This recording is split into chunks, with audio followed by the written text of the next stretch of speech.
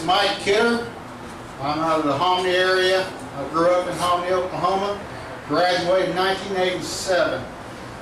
Went down up to high school one year, played a little bit of football, retired. Wasn't in my cards, but we went on down to Southwestern Oklahoma State University. I was going to get in pharmacy. Got out with a chemistry degree and went to work out in the field at Barrett Refining and Kerr McGee and worked through a couple of different jobs. Now I'm currently with LE Lubrication Engineers.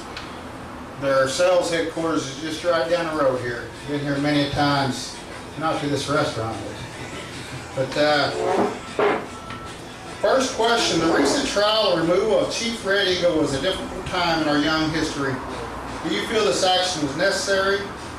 And if others are found to have broken laws, would you support legal action against them?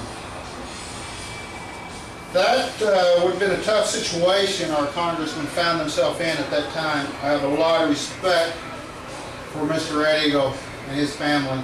Growing up through the Osage dances down in Pawhuska, Oklahoma, been to their church many a times. But we have to do what's right.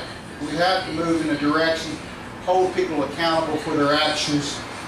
And that way we are a government that will hold people, that gives them something to know if they do something wrong. You got to hold people accountable for what happens. Unfortunately, this was a bad situation. I'm not that familiar with the details on it, but I believe that the actions taken were in the right direction. Through 2012, the Osage's LLC has lost $11.5 million of our gaming profits. When the 2013 losses are posted next month, this figure will rise significantly. Do you support forensic audit to see if any of this money can be recovered? I believe we should always watch all our money. Just don't hand it out. Make sure we hold them accountable for which way we're going. Any program in the government, anything that we do with the Osage money should be protected and taken care of. We just don't hand it out and let people run with it. There's got to be something. Again, it comes back to that accountability. We have to look at our programs and make sure we are on track. To hand out, we've got a lot of money coming through the programs. We've got a lot of moving parts, but we've got to hold these people, these programs, responsible for what actions they are using with this money. Are they using it for the program? Are we off track here? How do we keep them on track? We've got to keep track of which way they're going. Make sure they stay on that program. What are we using the money for? Make sure that money is used for our people and in the right program. Our nation has or will spend $103 million on construction projects from 2013 to 2016. In this same period, there has been very little money spent on new benefits for Osage people. Will you support a more balanced approach or spending that will include significant new monies for elder care, education, and health? We should always spend our money very wisely. $103 million for construction projects seems like a lot of money. How much money? What are we bringing in? This question, I'm not sure what we come through the Osages. Where are we budgeting our money? Do we have the money to pay for it? Do we need to take care of this? That's something we have to balance out in Congress. Again, we're talking about a lot of money. $1 million here, $1 million there. It adds up over time. We've got to take care of all the money that comes through, whether it's for construction projects, programs. We have to make sure we're on top of things, making sure everything's on track.